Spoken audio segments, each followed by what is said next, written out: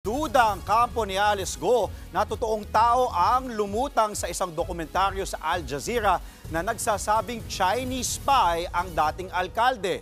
Baka raw AI lang ito. Nasa frontline na balitang yan si Rainiel Pawid. Walang katotohanan. Yan ang buwelta ng kampo ni dating Bamban-Tarlac Mayor Alice Go matapos muling lumutang ang akusasyong isang Chinese spy si Go.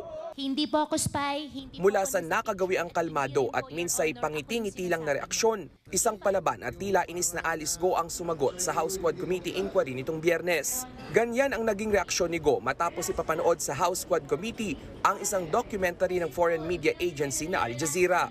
Isiniwalat dyan ng isa umanong Chinese tycoon at self-confessed spy na si Zhe Jiang na isang Chinese spy si Go.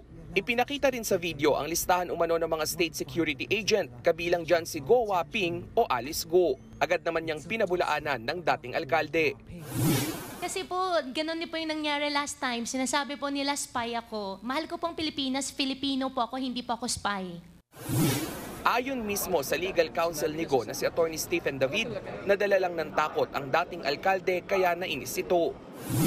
Binabalik na naman yung issue. Di ba yan ang reason why dumami yung mga threats sa kanya, yung pagiging alleged Chinese spy. So ngayon, binabalik na naman yung issue dyan. O na naman gusto na mangyari, dadami na naman yung mga threats sa kanya.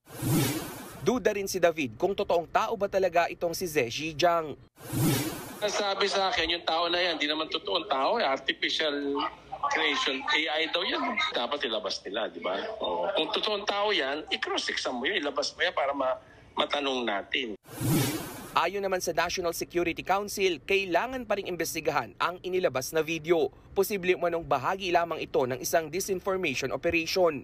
Nakakulong ngayon si Go sa Pasig City Jail Female Dormitory at nakatakda muling humarap sa Pasig Regional Trial Court sa Martes kaugnay sa kasong qualified human trafficking.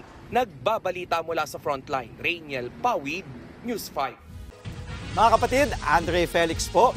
Iba na ang may alam at may pakialam sa panahon ngayon.